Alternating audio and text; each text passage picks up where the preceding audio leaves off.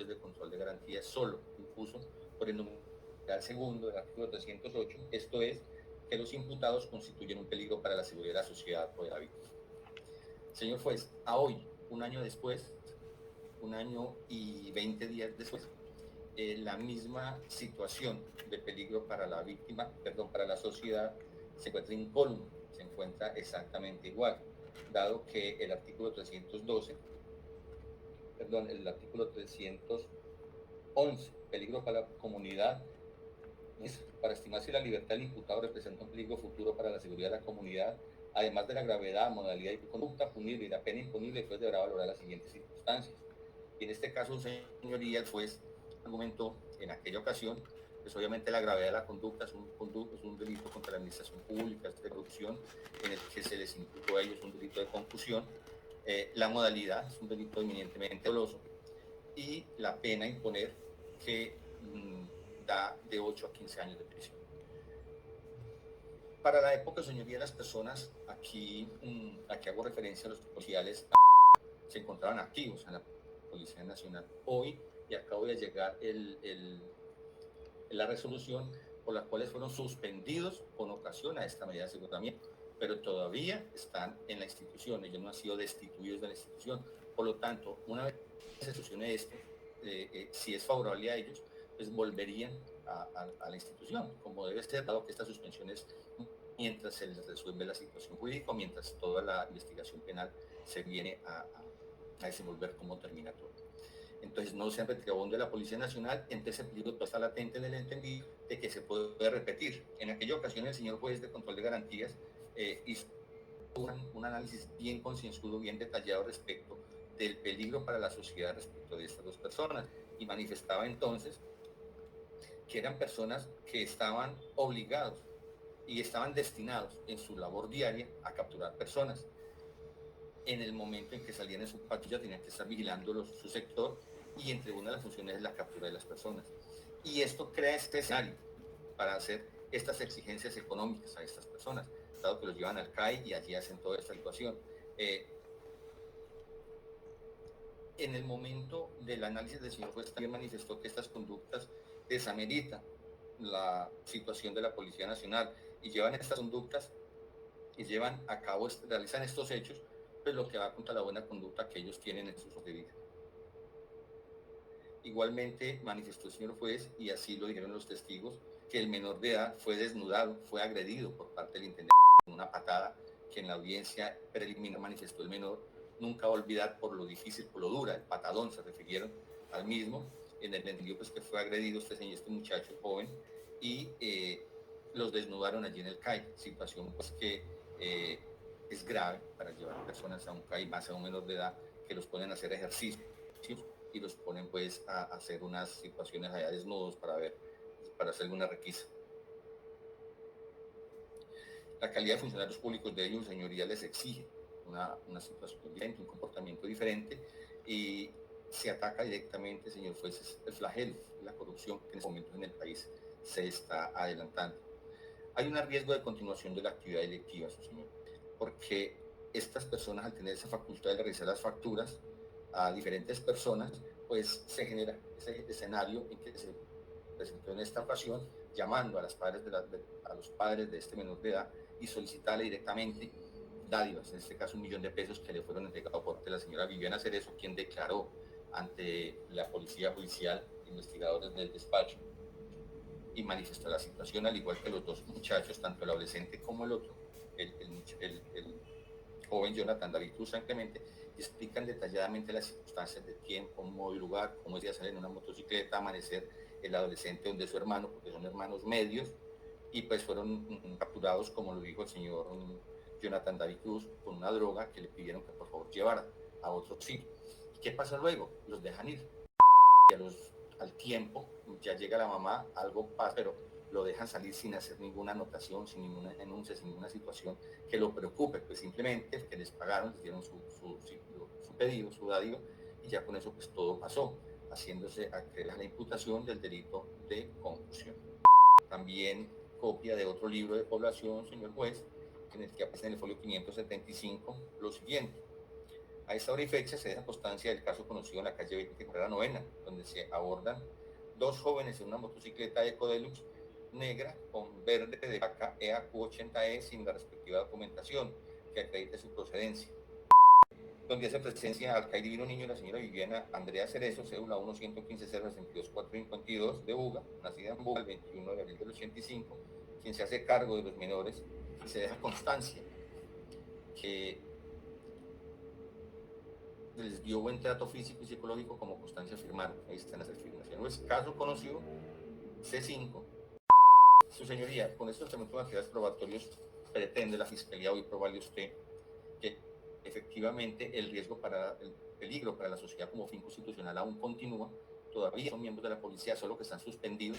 las personas que probablemente, en caso de que el juicio que ya se está dando y que se puede resolver más adelante a favor o en contra, pero si es a favor, pues volverán a la institución policial. No sabemos qué vaya a pasar, pero por ahora lo que sí le digo es que está en este momento ese fin constitucional latente. Por ese motivo le solicito nuevamente de conformidad con el parágrafo del artículo 307. Entonces, señor juez, por favor, prorrogue un año más esa medida de aseguramiento impuesta por el señor juez de control de garantías. Y esa es la petición, señoría. Muchas gracias. Fiscal, o sea, pues, aparte de que el delegado del instructor está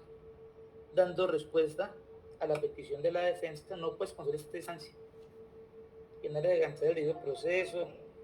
la igualdad de armas, que se ha presentado una petición nueva del ente instructor. Entonces, en este caso resulta más que prudente escuchar a los otros intervinientes única y exclusivamente con relación a la nueva petición que ha realizado el señor fiscal, que no es otra pues que la de prórroga de la medida de aseguramiento. No trata pues de controvertir los argumentos que él tuvo al responder a los planteamientos realizados por la defensa, sino únicamente se le ha concedido el uso de la palabra al señor apoderado de la víctima de la defensa para que se procesore esta nueva petición de prórroga de la medida de aseguramiento. Inicialmente, el señor apoderado de la víctima. Su señoría, dados los argumentos presentados por la Fiscalía, me uno a las observaciones que presenta la Fiscalía respecto de la prórroga de imponer la medida de aseguramiento, dado los argumentos expuestos por el fiscal, de que aunque sí es cierto están suspendidos de los cargos, no han sido desvinculados de la institución por una parte, por la otra, como bien explicaba el señor fiscal, son encargados ellos de dar un ejemplo y en todo lo que manifiesta iban totalmente en contravía de sus funciones que deben representar. Entonces, en este orden de ideas, estoy de acuerdo con el señor fiscal por las razones que expone para pedir que se prorrogue un año más esta medida. En igual sentido, el señor defensor. Muchas gracias, su señoría. Debo indicar que me opongo por completo a la solicitud de prórroga de la medida de aseguramiento. Lo primero, por la actitud cómoda del ente acusador, que espera a que la defensa solicite la sustitución para solo allí, basado en una sentencia de hace 4 años, pedir la prórroga de la medida de aseguramiento. Y ello, ¿por qué es importante resaltarlo? Porque si realmente fuera urgente, necesario y proporcional el prorrogar la medida de aseguramiento, la Fiscalía lo había solicitado desde los 2 meses antes que estableció el legislador dentro de esa libertad de configuración que se le concedió. De todas maneras, ese pronunciamiento de la Corte Suprema, independientemente que se trate del órgano de cierre, no menos cierto es que ha sido una única manifestación al respecto, es decir, no hay una doctrina probable respecto a si la Fiscalía puede o no en este tipo de asuntos hacer esas solicitudes sorpresivas.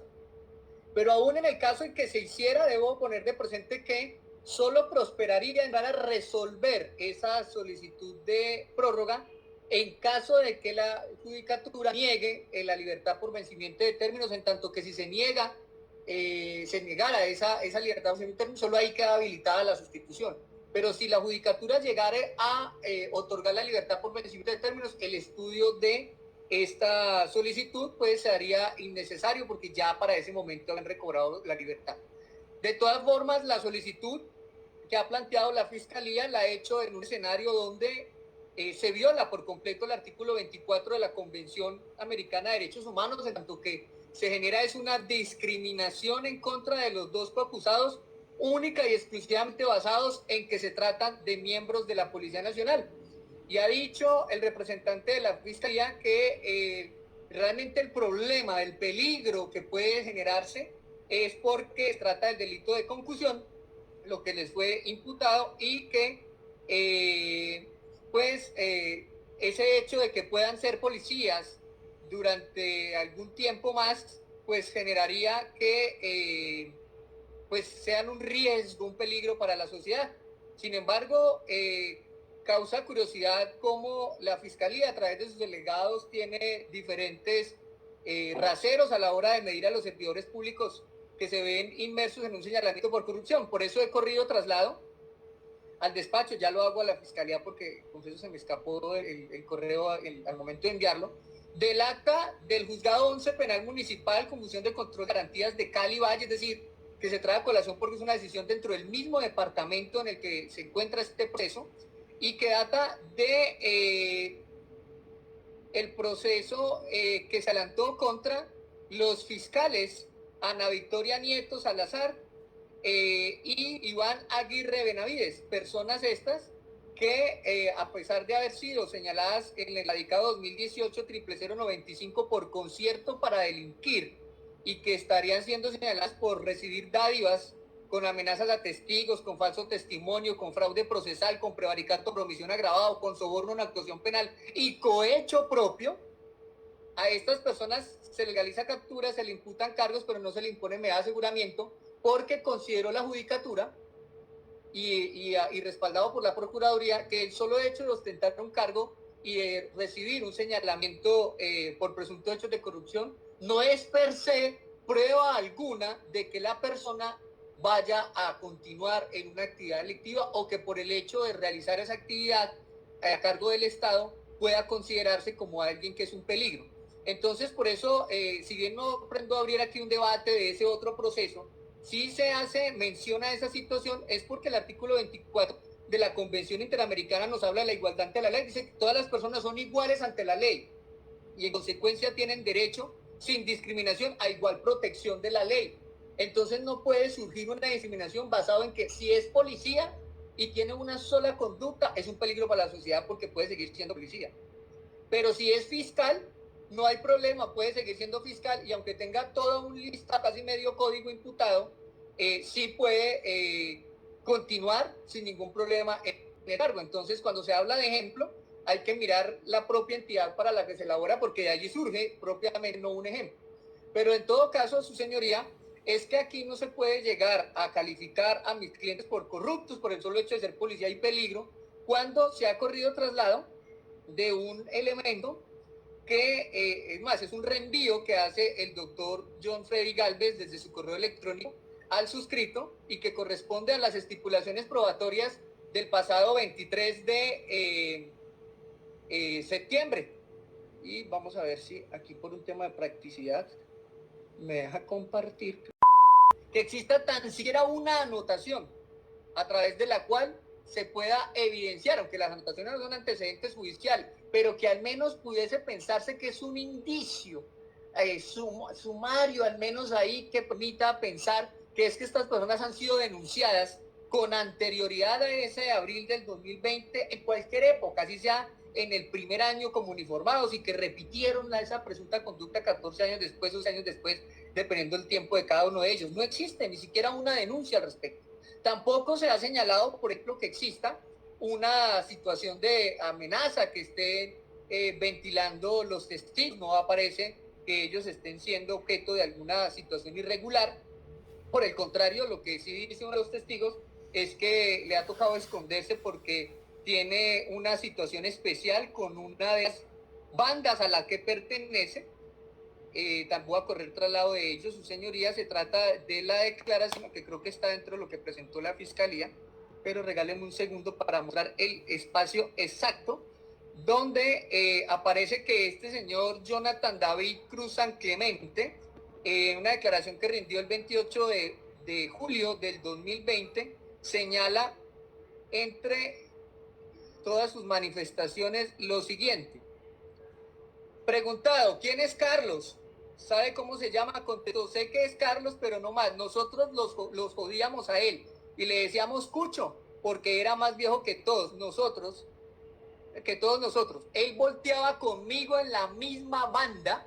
de Luis Cuevas, sino que nosotros nos abrimos de ahí y por eso nos querían matar. Él se perdió y yo también. Esto es lo que declaró el señor Jonathan David Cruz San Clemente ante el investigador Óscar Andrés Bedoya Ospina. Vemos entonces que el peligro que existe para la sociedad de las víctimas no es atribuible a que dos personas pertenezcan a una entidad. De lo contrario, todo policía que se objeto de una imputación de cargos tendría que ponerse en medida de aseguramiento por solo hecho de continuar siendo un miembro de la fuerza pública, sino que vemos que la calidad de los testigos de ese presunto señalamiento versus la calidad profesional que arrojan las hojas de vida de personas serias en su paso por la institución. También vemos cómo en la intervención del señor fiscal se deja ver una contradicción, ¿no? Porque la fiscalía inicialmente señala que, abro comillas, los dejaron salir sin ninguna anotación, cierro comillas. Eso es falso. La propia fiscalía se desacreditó su propio argumento cuando líneas posteriores señala que los miembros de la Policía Nacional dejaron una anotación en el libro de población y que esa anotación da fe de cuál fue el motivo por el cual estas dos personas hicieron presencia en el CAI y por qué tuvo que llegar la señora que se hace víctima a esa actuación, que no es otra cosa, que eran dos personas que andaban en moto tarde de la noche, una moto sin papeles, que no era una moto que ni siquiera fuera propiedad de ellos sin ningún tipo de documentos y además en plena pandemia. Porque recordemos que la pandemia prácticamente arrancó sobre el mes de marzo de 2020, estamos sobre abril, donde están los mayores controles, y a raíz de ese control, pues sencillamente se llama a alguien que le lleve los documentos, se verifica con esos documentos que no tienen antecedentes y se dejan ir, y posteriormente en ese mismo libro de población del que corre traslado al señor fiscal, aparece que, anotación siguiente, se le entrega la motocicleta a quien realmente se adujo dueño de la misma, para que de esa manera pudiera tratarse de una motocicleta hurtada o de una motocicleta que se está usando bajo esa modalidad de abuso de confianza, y como esta persona pues no quiso iniciar ninguna acción contra los dos tenedores de ese bien mueble, pues no hubo más razón para tenerlos dentro del CAI y por ello salieron de aquel lugar. Ese procedimiento es lo que llevó a que estas personas estuvieran presentes allí, no un hecho de corrupción. Pero olvida a la fiscalía dos cosas, que es que estas declaraciones, y es un dato importante para oponerme a la medida, estas declaraciones se toman solo 8 días después de cuando se captura por jíbaro al esposo de la señora Viviana. Y está respondiendo ante la fiscalía precisamente por eso, por comercializar estupefacientes, y en venganza contra ese procedimiento policial, pues resulta acordándose tardíamente de ese presunto hecho de corrupción. Pero ese hecho de corrupción es objeto de contradicción de esas declaraciones de los familiares de vendedor de estupefacientes cuando la defensa acude al testigo presencial. ¿Cuál testigo presencial? Lo sacamos de la minuta que la fiscalía acusó traslado en esta audiencia, cuando me dice que por allá en la casilla 13 o 15 están las dos personas que aquí se procesan. Pues si miramos en la casilla 19, que también hace parte de esa minuta de servicio de ese mes de abril del 2020, allí aparece el señor. Pero la misma fiscalía no puede venir entonces por vía de solicitud de prórroga a ampliar la imputación de cargos, ¿no? Porque en el tema de con achaques de hablar de peligro, entonces ya está hablando aquí de un trato de cuclillas, de ejercicio, de un tema de afectación a dignidad, de un tema de una patada que le dolió mucho, según la fiscalía, porque dice el testigo, pues ¿por qué no imputo entonces las lesiones personales? ¿Dónde está el dictamen que evidencie esa gravedad de la presunta patada? Podría, gracias a discusión, llegar a decir una persona que está molesta con la autoridad por los controles, que incluso fue accedida carnalmente por el policía negrito, mi cliente Yair, y eso no puede quedar ahí, sino que debe ser materializado, pero no materializado por vía de prórroga. Si consideraba que le existían elementos serios para corroborar eso, pues podía haberlo imputado, y eso no lo hizo, por tanto se descarta eso con la dicción, y no puede pedirse en la prórroga de la medida basado en elementos que ni siquiera hace parte del debate probatorio del juicio oral, señor juez, porque en el acta de la que se corrió traslado, que es el acta de la